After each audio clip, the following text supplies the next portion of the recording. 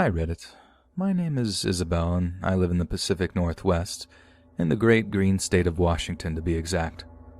One of my New Year's resolutions for 2020 was to lose the extra weight I had accumulated during my first pregnancy, weight that had sapped my confidence and left me feeling kinda dumpy.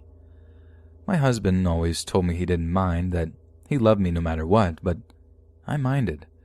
It might sound a little trad wife of me, but I want to look my best for him, just like he looks his best for me. But the problem is, I've never ever enjoyed that vibe that seems to hang in the air at co-ed gyms. Some places have members that seem to care only about hooking up or ogling each other, while some female-only gyms are so underfunded that they just aren't worth going to. So I took up hiking. I always figured the outdoors would be super good for my mental health, and I'd gone for walks in the woods as part of fighting off the postnatal depression, which was very effective at doing so. I remember how excited I was, driving out to a sporting goods store to pick up a snug pair of hiking boots, along with a lot of colorful waterproof gear, mostly in lilac, my favorite color. It felt like the start of something wonderful. I was already posting in R ultralight, asking for advice on specialist hiking gear, and I could not wait to report back on my progress.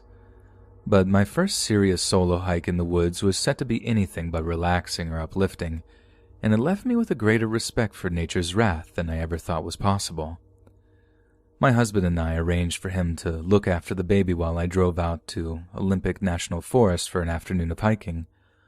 All went swimmingly for about an hour or two as I pushed myself up hills, feeling my thighs burning, and trembling when they felt the relief of a downslope.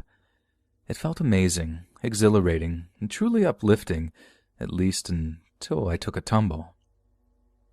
I think my boot caught a rock or something, hidden among the earth, but whatever happened, I found myself rolling around in the dirt beneath me, holding onto my ankle as I grimaced in pain. I found I could still put a little weight on it, so it couldn't have been worse than a strain, but it still hurt like the devil.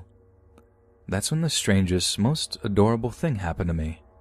A crow, a little cawing black feathered guy, flew down from a tree, landed on a tree stump nearby, and began to flap his wings. He was doing little jumps, flapping all the while, cawing his little head off like he was singing for his supper. He had saw me take a fall and was flying down to see if I was okay. I mean, that's what it seemed like, because as soon as I said, yeah, I'm fine, just scared myself is all, he quieted down and began eyeing me with each of the tiny black pebbles set in his skull. With my ankles still aching a little, I picked myself up, said goodbye to my new crow buddy, then began to limp back towards my car. What happened next seemed like the sweetest thing ever. My new little crow buddy actually followed me. Yep, he followed me. So close, too, just making sure I was okay as I was shuffling back to my car. He flew from tree to tree, always sticking close, cawing every so often, just to let me know he was still there to watch over me. It was honestly such a boost. The fall has really rocked my confidence, and to know that nature had its own way of being so kind, so compassionate, it really picked me up at a time I absolutely needed it. However, it wasn't long until my ankle began to really swell up from the sprain, and obviously with the swelling came an increased amount of pain. Now, I know this might sound crazy, but that intense pain and my inability to properly escape it brought back the memories of childbirth. And as I sat there on a fallen log, taking the weight off my ankle, I found myself bursting into tears. And just like something out of a Disney movie, down swooped my little crow friend, who began his same little song and dance of concern. It made my heart swell at the time, it really did. It really was like a Disney story something. The crying princess and her little bird friend. But then, in what I thought was a beautiful moment, I heard something that made my blood run cold. Something was moving through the trees about 100 yards up the slope. Something huge. Something that drooled when it saw me sitting on that fallen log. It was a grizzly bear, fresh out of hibernation, and it was obviously starving. What I thought was my little crow friend began its song and dance again, only this time, it was intensely more frenzied than it had been before.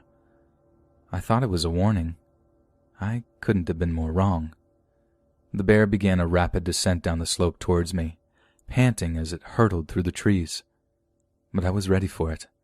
I had managed to pick up the most potent bear mace I could get my hands on, one of the things my new Reddit hiking buddies had insisted I purchased. I pulled it out, flipped off the safety catch, and sprayed a huge mist of bright yellow mace into the air in front of me.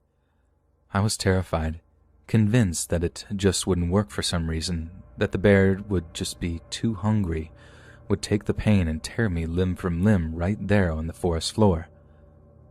But it worked. It actually worked. As soon as the grizzly hit that stinging yellow mist, it stopped dead in its tracks, blinked its eyes before it began to violently sneeze and retch as the mace began to take effect. I didn't bother to stick around and revel in the victory. I mean, who would? I just ran. Ran until my ankle felt like it was about to explode, but thankfully, some small act of God's mercy led me right back to my car, and somehow I actually made it home. I lived to be able to tell this tale.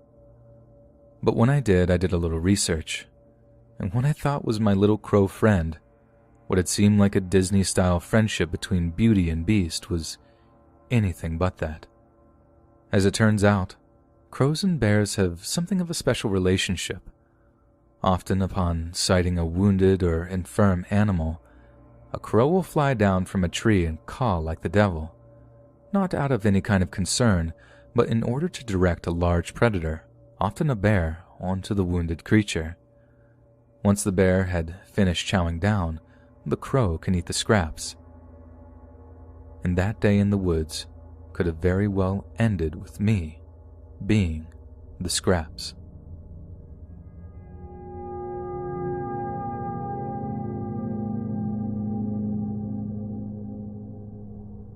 Mount Fuji is one of the highest volcanoes in all of Asia, and happens to be one of the most sacred sites in all of Japan. The mountain is a cultural icon, and on a clear day, those busying themselves with work or home life in the capital of Tokyo are able to see the mountain's exceptionally symmetrical snow-capped peaks in the far distance. Mount Fuji is a regular fixture in art and photographs, being one of the most common scenes depicted on Japanese postcards, thousands of which are sent all around the world from Japan each year. But on the northwestern side of Mount Fuji, set onto 30 square kilometers of hardened lava, lies a forest known as Akigahara. The Akigahara forest, sometimes known as the Sea of Trees, can be extremely dense in places, with the porous lava rock red of the forest having properties which make it adept at absorbing sound waves. This can give visitors a sense of absolute solitude, making it a popular destination for other less savory activities such as hiking or camping. You see, the Akigahara has a historical reputation in Japan for being home of the Yurei, a name given to the ghosts of the dead in Japanese mythology. This is down to a number of reasons, but the most prevalent is the fact that the Akigahara is known quite bluntly as a forest in which people take their lives. Every year, scores of Japanese men and women venture into the forest to end their lives. These incidents have become too frequent over the past 50 years or so that Japanese authorities have placed signs at the head of some trails urging visitors to think of their families and to contact prevention hotlines. In 2003 alone, over 100 bodies were located in the Akigahara, an increase from the previous year's 78. During the year 2010, Japanese police noted that more than 200 people have attempted to end their lives in the forest, with just over 50 of them having completed the morbid act, undeterred by the many signs and warnings given to those who venture out there. Perhaps the most common method in the deep woods near Mount Fuji are overdoses or hanging, although many more creative methods have been observed by the annual body searches conducted by police, volunteers, and journalists. It is also morbidly interesting to note that the rate in which this happens in Japan increases during the month of March, being the end of the fiscal year for Japanese businesses and traders. So much so that in recent years, local officials have had a huge effort to stop publicizing the numbers and figures in an attempt to curb the Akigahara's popularity as a destination for this kind of act. The site's popularity has often been attributed to Saiko Matsumoto's 1961 novel Nami no To, known in English as The Tower of Waves. The novel is the story of a Japanese couple who, on discovering that fate has rendered it impossible for them to be together happy, take a trip into the deep woods near Mount Fuji, wherein they end their lives together. It is still considered one of the most romantic novels ever published on the Japanese market, but the blame for the deaths in the Akigahara cannot be placed squarely at the feet of Mr. Matsumoto. For there is another book, written by the author Wataru Tsurumi, that details the hardness of living in Japanese society. It is known as Kanzen Jusatsu Manuraru, or the Complete Manual of Ending Your Life. First published on July 4th, 1993, the book went on to sell more than 1 million copies in the Japanese domestic literature market alone. In the postscript, Tsurumi says, "To think that at the worst crucial moment one can escape from the pain by ending their own life, one can live for the moment easier." So by distributing this book, I want to make this stifling society an easier place to live in. This is the aim of this book, and I never intend to encourage readers to end their own life. Although the book is quite clearly an instruction manual, the author explains his philosophy throughout in opposition to the social pressure to live strong. He details every method, rating different aspects of each technique, such as painfulness, gruesomeness of the body, probability of failure, and cost in event of failure. The fact that one can easily identify the least painful and easiest method of such is and was extremely controversial at the time of publication.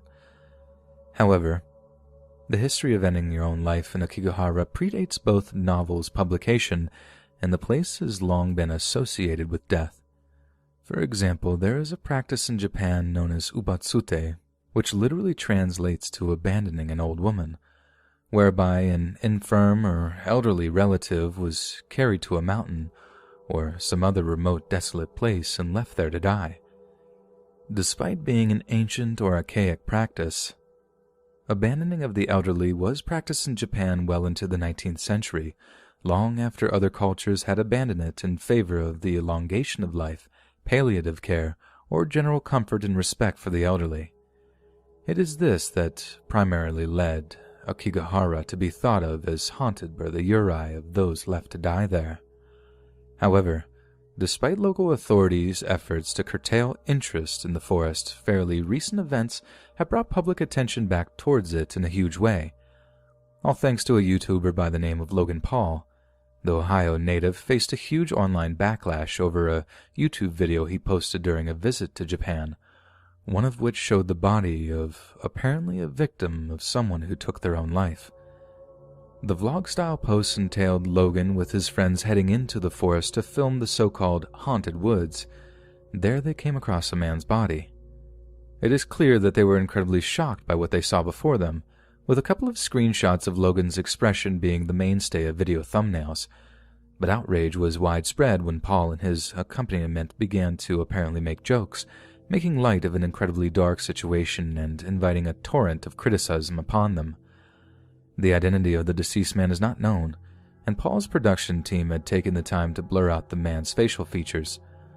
Online comments have called the Japan video, which garnered millions of views on YouTube before it was taken down, disrespectful and disgusting. Paul's channels were removed from YouTube's Google Preferred program, where brands sell ads on the platform's top 5% of content creators. YouTube also said it had put on hold original projects with the US vlogger. On average, every year in Japan, more than 25,000 people take their own lives. That's 70 every single day, the vast majority being men. The grim self-immolation of a 71-year-old man aboard a Japanese bullet train in 2014 once again rammed the issue back into the headlines. As he tipped the liquid over himself, he is reported to have shooed away other passengers, telling them it was dangerous. What drove a quiet elderly man to douse himself with fuel and set fire to it in a packed carriage on a speeding train? Why do people choose life over death? They're questions that may well go unanswered for as long as there are human beings to ask them. And as long as there are, the Akigahara forest will still have those little colored ribbons for those souls not quite lost to find their way back.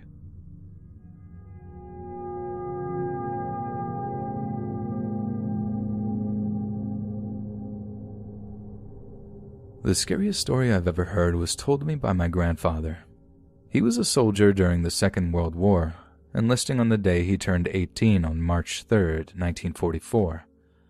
The timing meant he missed the D-Day landings, as well as all the horrors associated with it, but he arrived on the Western Front just in time to take part in something arguably much worse, the invasion of the German homeland.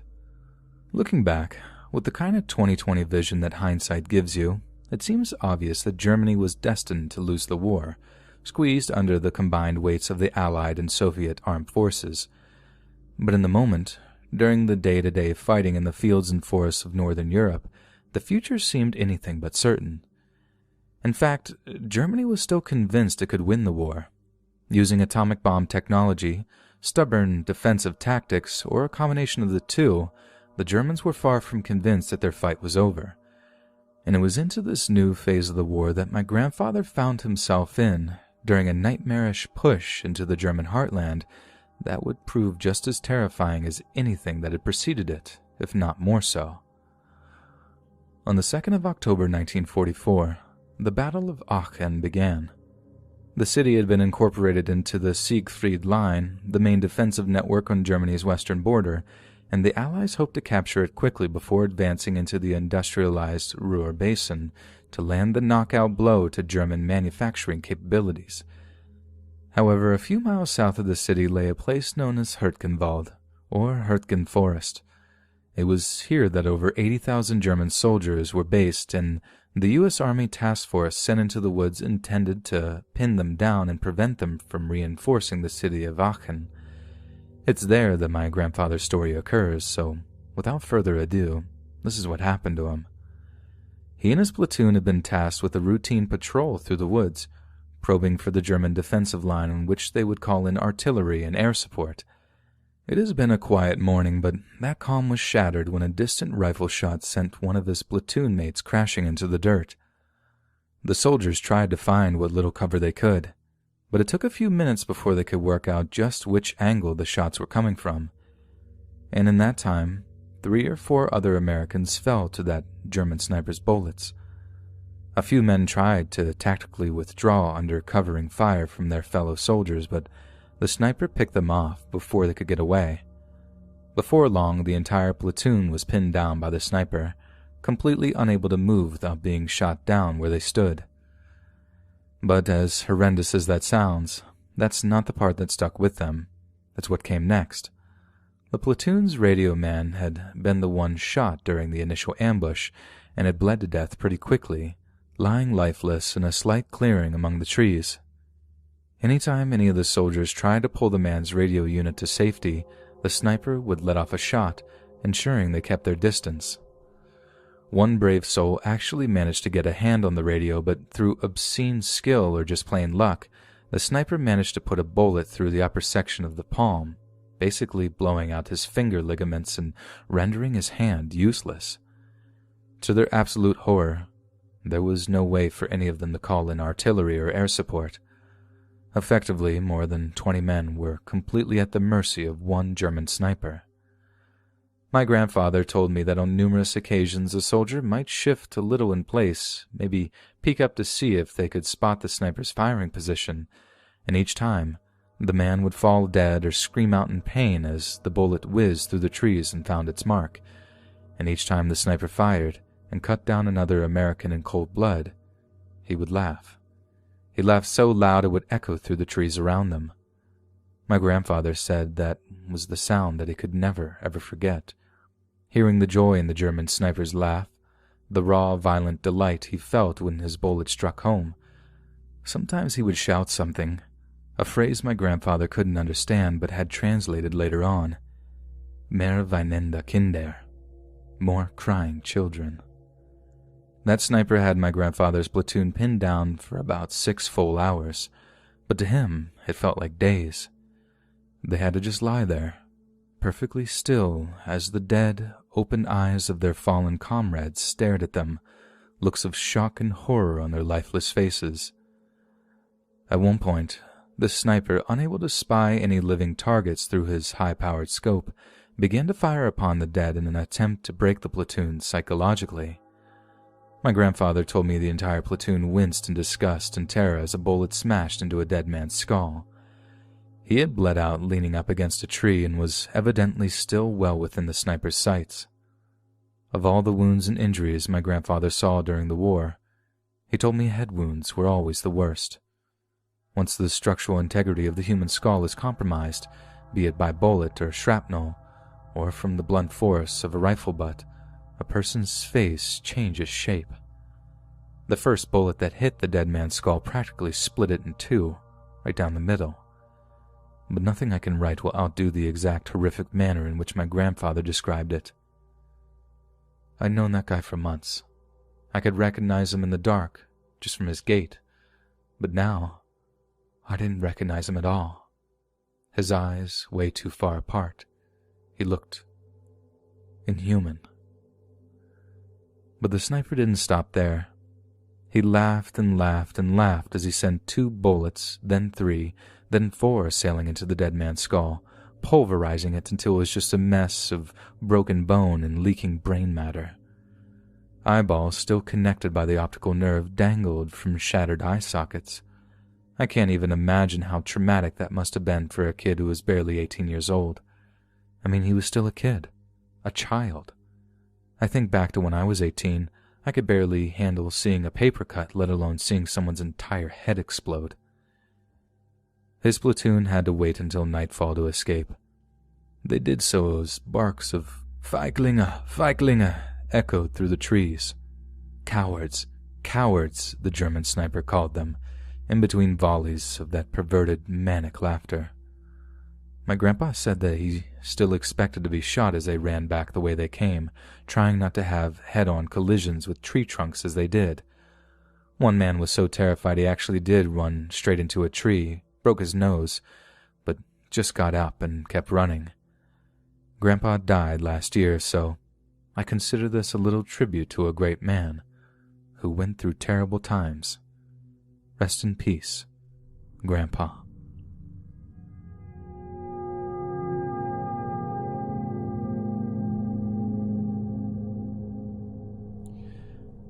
Every summer for the past few years, a group of friends and I have traveled from our homes in Liverpool in the UK to Dumfries and Galloway in Scotland. Dumfries in Galloway is home to the largest continuous forest in the whole of the United Kingdom, Galloway Forest Park. It's about as wild as it gets for the UK, with some parts of the woods being so dense and overgrown that it's clear no one has stepped foot in them for hundreds, possibly thousands of years. Our yearly visits brought us peace, clarity, and a respect for nature, but last year's trip ended in one of the most horrifying and distressing incidents of my entire life. One that completely changed the way I see the world and the way I consider the human mind. Year in, year out, we'd take an overnight coach up across the border, then hike out to a place called Loch Aber.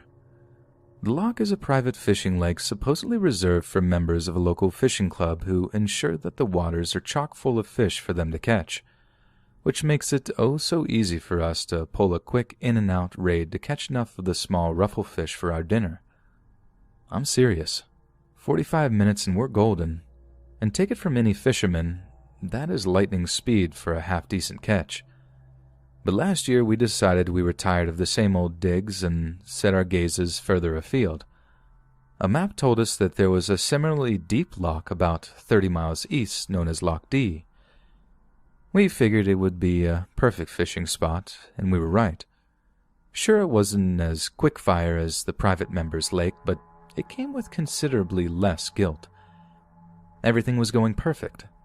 That was until the second night when, in the middle of a campfire drinking session, one of my buddies jumped out of his seat and recoiled from the fire. "Who was that?" he asked, sort of calmly at first, nothing more than cautious confusion. "Who's who?" someone replies lazily.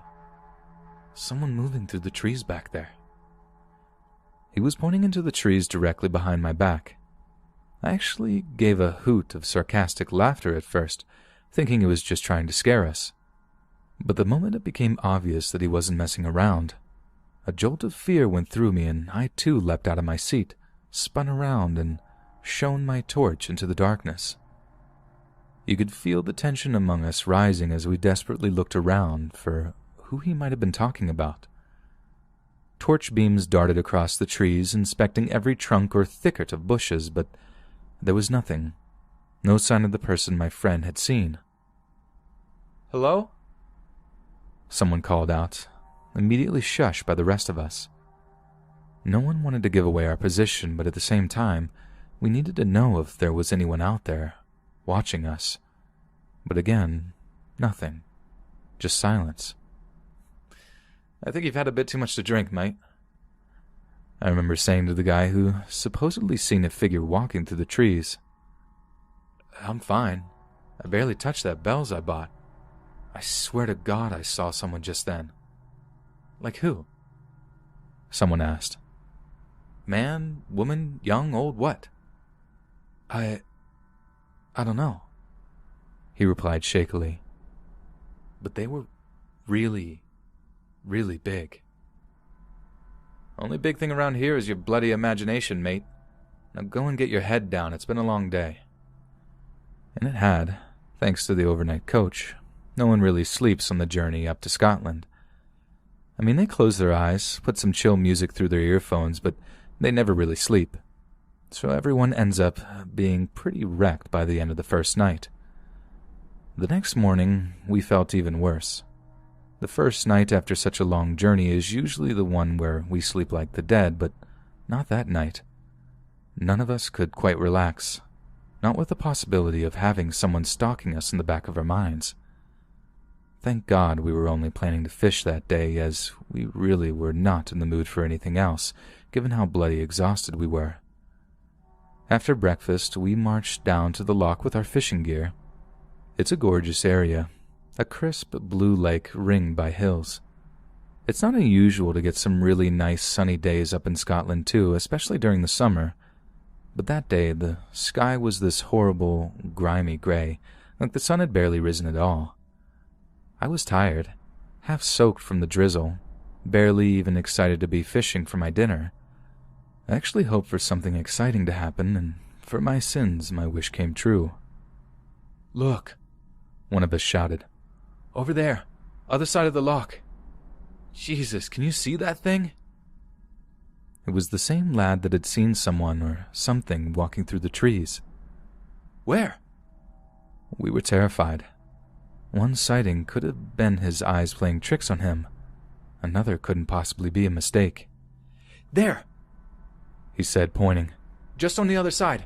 It came out of the trees for a moment, then disappeared. Please tell me you saw that."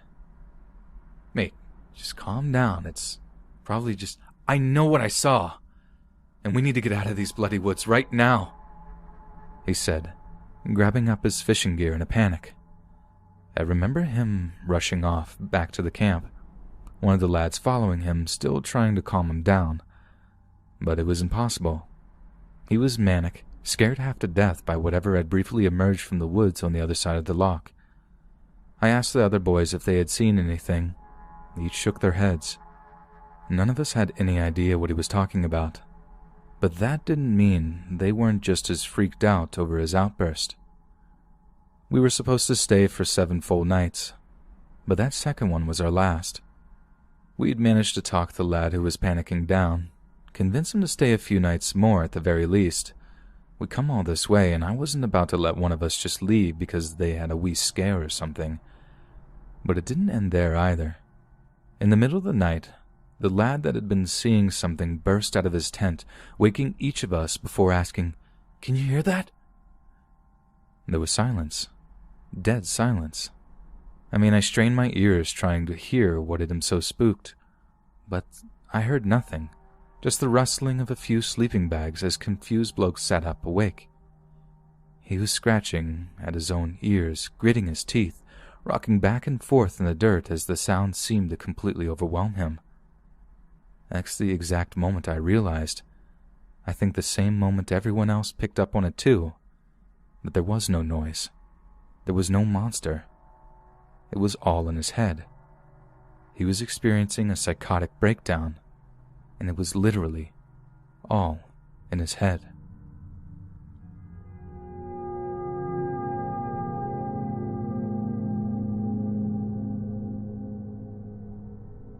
My name is Amber, and I live here in Asheville, North Carolina with my dog, Captain. Captain is the love of my life. He's an Alaskan Klee-Kai Husky with a mostly black coat, but with streaks of white fur around his legs and face, not to mention little rings of dark fur around his pale blue eyes that make him look like the Hamburglar. I rescued him from a shelter when he was just a puppy, right after my fiancée moved out to Hong Kong for work. He helped me through the initial loneliness on nights when I just couldn't handle getting into an empty bed for the 50th time. And in the years that followed, when my husband decided he would be better off starting a family with a Chinese woman he met through his job, Captain helped me through the heartbreak. Captain is a big guy, a subwoofer. While other dogs need walks, Captain needs hikes, which is why every weekend for the past few years I would drive him out to Nantahala National Forest, one of the few places he could really be. Dogs just aren't meant to be cooped up indoors. They need to run, they need to explore, they need a place like Nantahala, and coincidentally so did I. It was a place I could really lose myself, a place to escape the pressures of a high-pressure, high-paying job. The woods were a place of sanctuary to me, but that all changed one chilly October day when I came to realize that there is a good reason why human beings have walled themselves off in towns and cities, because the wilderness, it seems, is not our friend. Captain was always his happiest in the woods. For such a majestic animal, he has an uncanny ability to act goofy, and the woods brought that out of him in spades.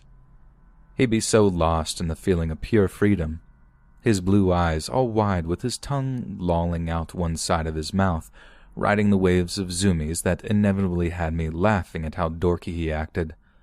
So you can imagine how quickly I noticed a change in his behavior. How he went from such a loud, boisterous dog to a quivering, whiny wreck that barely ventured a few feet away from me at any one time. And all the time I'd been taking Captain out to Nantahala, I'd never seen him act in such a way.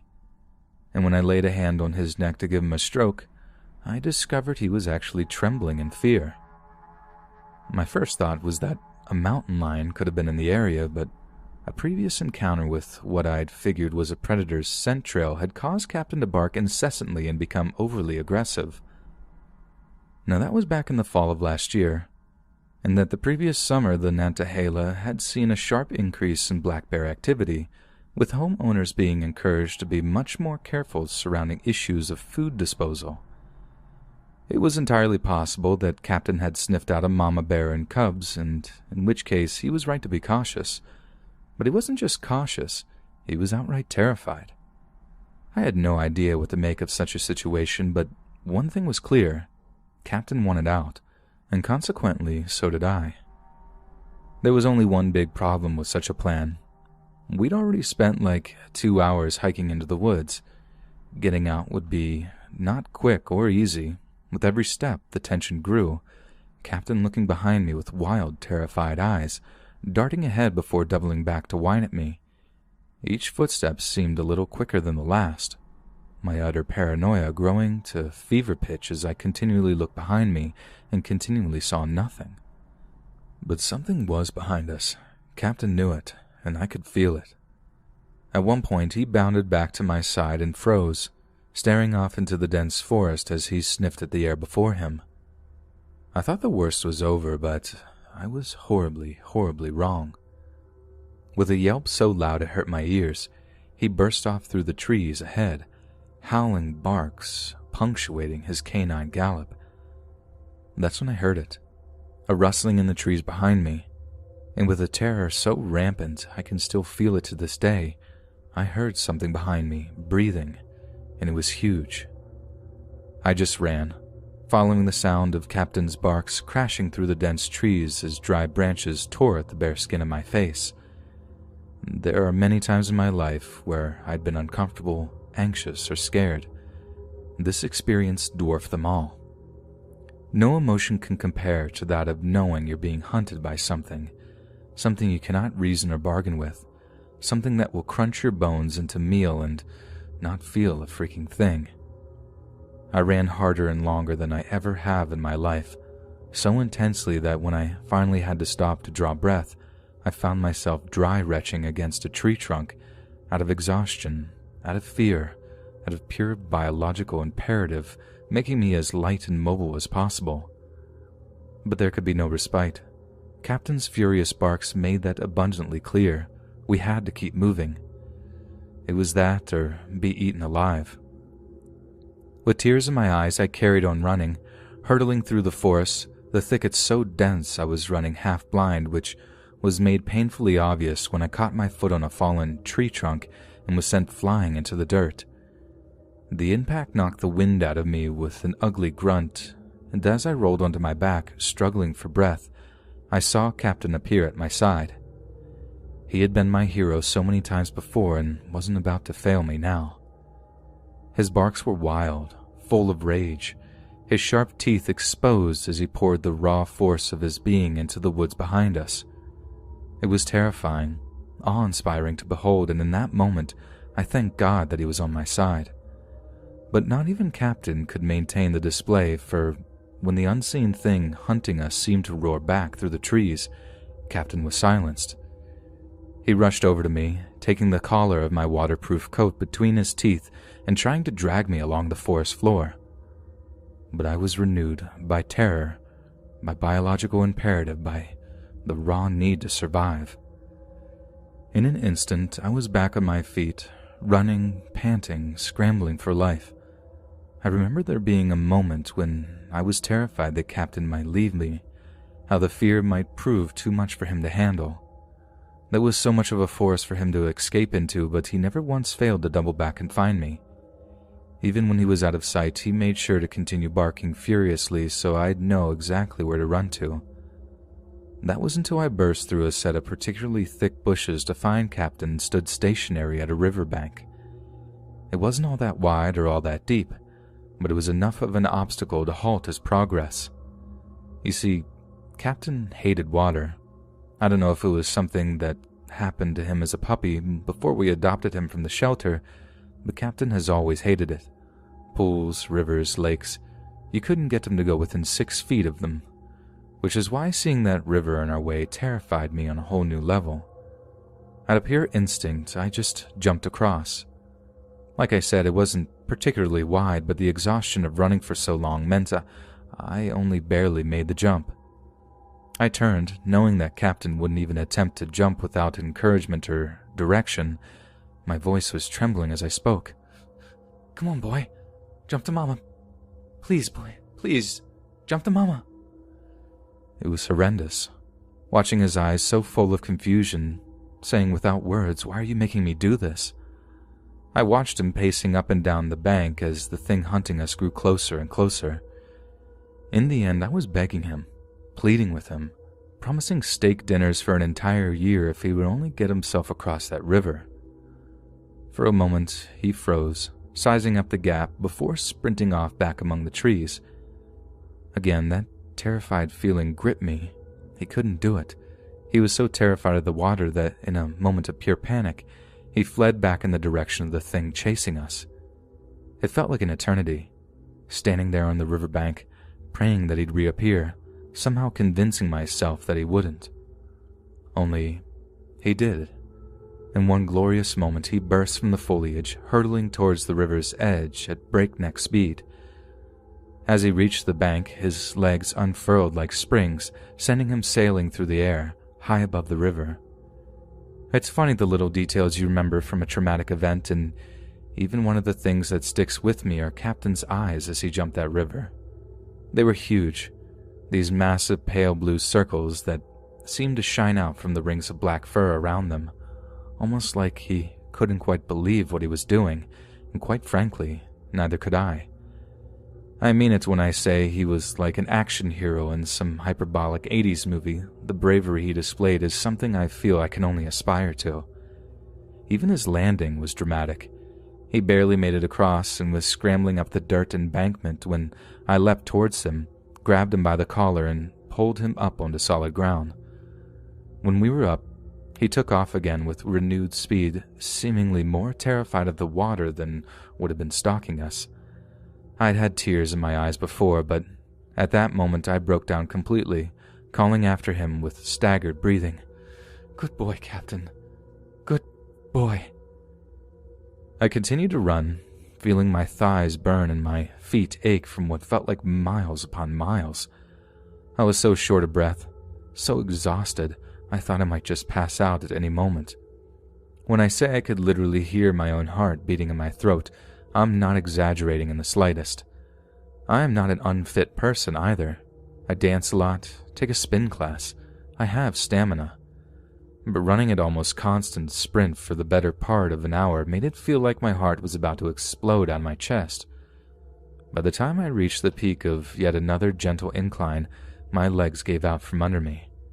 I remember seeing silvery white patches appearing in my vision, and no matter how hard I drew breath, I just couldn't seem to get enough oxygen.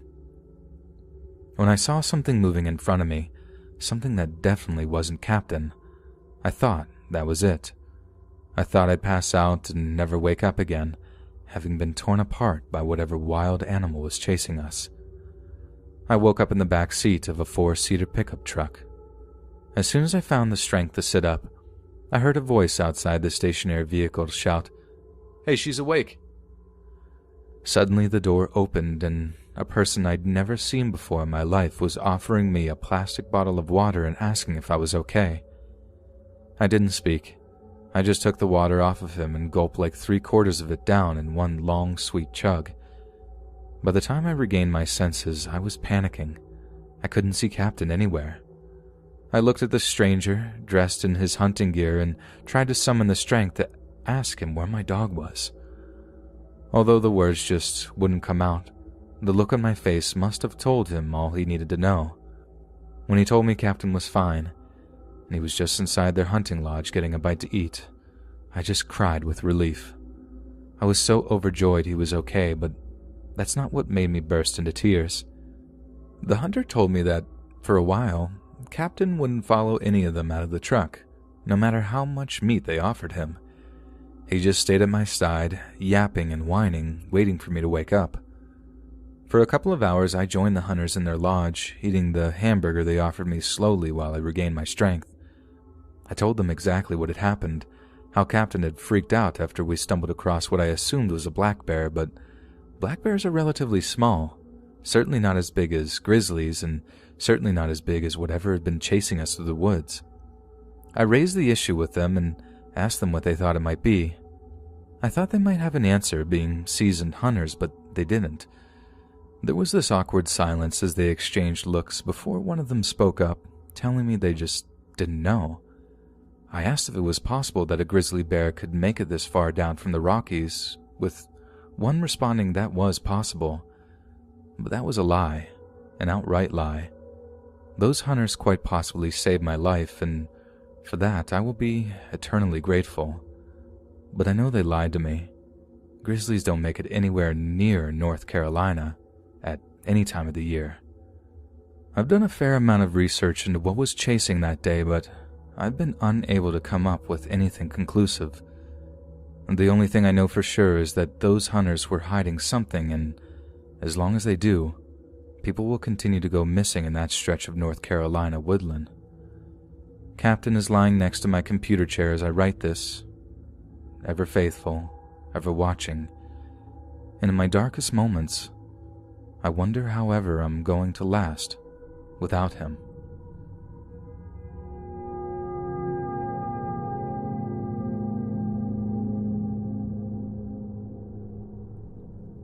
I feel like what I'm about to read is a warning. I beg you, I implore you, please do not go hiking in the woods around Pittsfield, Massachusetts. I know those woods like the back of my hand. I was playing with my little brother among those trees when I was still in single-digit ages. So trust me when I say that something has been changing out there, and not for the better. I first noticed something was horribly wrong during a hike a few weeks back. In the early spring, birds migrate back from the warmer southern climates to their northern territories en masse. Thousands upon thousands of tiny songbirds occupy the trees around Mount Greylock during the month of March, each singing a sweet, chirpy song that is in reality a bellowed war cry, a call for challengers to step up and knock them off their perch. Yet as I trudged through the previous winter's leaf litter, I couldn't hear a single thing. No birds, or any other animals for that matter, seemed to still call the forest home. This made me nervous for two reasons. One, animals have an uncanny ability to detect danger that are imperceptible to humans. Their sense of smell, hearing, and general atmospherics are far superior to our own. If the wildlife had fled the area in such a hurry, or at least refused to return, that could mean something awful was about to happen. And two, areas of woodland turn exceptionally quiet when there is a large predator around. Wood pigeons will become deathly quiet and still, hoping a black bear or mountain lion would just pass them by. Sometimes they do, sometimes they don't, but either way it would be hideously unsafe of me to wander around while one was prowling the area. So naturally I started making my way back towards my car when something real peculiar happened. I feel I should remind you at this point that I've been playing in the woods around Mount Greylock since I was like 7 or 8 years old. It's pretty far from where our family lived when I was a kid, but thanks to our bikes, we had a pretty large area to roam when it came to those long summer breaks. Point being, I know those woods really well, but some way, somehow, I managed to get lost. It first came to my attention that I managed to get myself turned around when I felt my head begin to throb with a dull ache. I stopped walking for a moment, rubbing my eyes and the bridge of my nose to try and massage away the headache. But when I opened my eyes again and looked around, I felt a faint flash of panic running through me. I didn't recognize my surroundings, and I cannot understate how jarring that was for me, to be somewhere I'd been visiting all my life only for it to feel utterly foreign to me. I actually had to take a moment to take out my compass just to try and get a bearing of where I was headed. But to my surprise, the compass needle kept slowly moving around. Even when I got it to sit still on a supposed bearing, it slowly began creeping around again. Now this was much less of a problem than it might appear. Sure, it was unnerving, but there are ways around a faulty compass. Like for one, moss mostly grows on the north side of a tree, the side that gets the most sunlight, so that provides an easy way of determining which way was north. At least it usually would. Because as I inspected various tree trunks, I realized the sun was hanging in the southern portion of the sky. That or the moss in this area grew mostly on the southern section of the tree trunks. I get that it's not entirely out of the question, but that was yet another detail that just seemed to fry my brain. Nothing made sense, and the less it did, the more the feeling of pure panic began to bubble in my chest. But the panic in that situation, in any kind of situation, is to welcome defeat, degradation, and death. I kept myself calm, told myself there was a rational explanation for everything that was occurring, and walked off in the direction I was almost sure the nearest highway was. It was then I came across something I'd never, ever seen in those woods before. Something that seemed so out of place that it was frankly terrifying. In all the years I'd spent roaming those woods with my brother as a kid, I'd never seen anything like the old run-down cabin that stood before me. And I mean it was old, as in there was no way it could have been built any later than like 1979. So just how me and my brother had missed this place was utterly beyond me. The obvious thing to do was to knock on the cabin door, see if anybody was home, and, as much as I might find it humiliating, ask for directions. But as I walked closer and closer towards the rustic front door, I felt the most unusual sensation. I put it down to general tiredness. Maybe my blood sugar was low, I'm not entirely sure. But for whatever reason, each footstep that took me closer to the cabin seemed more and more difficult. By the time I was actually bringing a closed fist to knock on that old wooden door, it felt like something was physically repelling me from it, whispering directly into my brain, "Leave this place and never return. Don't look back. Never look back." When I finally knocked, the door creaked open slightly, revealing the dilapidation behind it. Whatever bolts or locks that were on the door had long since worn away, and the inside was just as run down and rotten as the outside was. It was evidently abandoned, but there was a curious order to the furniture that led me to believe that every so often the cabin did actually receive some visitors aside from me. But something in the corner of the cabin drew my attention. I then saw what it was, and what I'm about to attempt to describe is quite frankly indescribable. I know it was a wooden idol of some kind, a small statuette set atop of a stone altar. But, and I appreciate that this is intensely confusing to read, I could not make sense of what I was looking at. It was like my brain was completely incapable of computing the information my eyes were feeding it. And with that, my headache returned again, along with a kind of anxiety so crushing that I felt like I was going to have a panic attack. Don't ask me how I know, but that wooden idol, a mess of twigs and vines and moss, was a representation of pure, unfiltered evil. And I ran from it. I'm not in the least bit ashamed to admit that I ran like a scared child from that cabin and into the night. The night. You read that right. When I walked into that cabin, it was still daylight. I couldn't have been there for more than a couple of minutes at least, and that's what it felt like. Only when I burst through the wooden door, it was pitch black outside. I ran until I found the highway, ran until I found my car, and I drove like a madman until I was completely back at home. I haven't been able to bring myself to talk about what happened to me that day until now. I tried to tell a hunting buddy of mine once, but the words just wouldn't seem to come out. But please, heed my warning, and don't go hiking in the woods around Pittsfield, Massachusetts. Hey friends, thanks for listening. Be sure to subscribe and click that notification bell to be alerted of all future narrations. If you got a story, be sure to submit them to my subreddit, r/Let'sReadOfficial, and give and receive feedback from the community, and maybe even hear your story featured on the next video. And join my Discord to interact with me and other listeners directly. And if you want to support me even more, grab early access to all future narrations for just $1 a month on Patreon, and maybe even pick up some Let's Read merch on Spreadshirt. And check out the Let's Read podcast, where you can hear all these stories in long compilation form and save huge on data, located anywhere you listen to podcasts. Links in the bio. Thanks so much, friends, and remember to tuck Alex in for the night.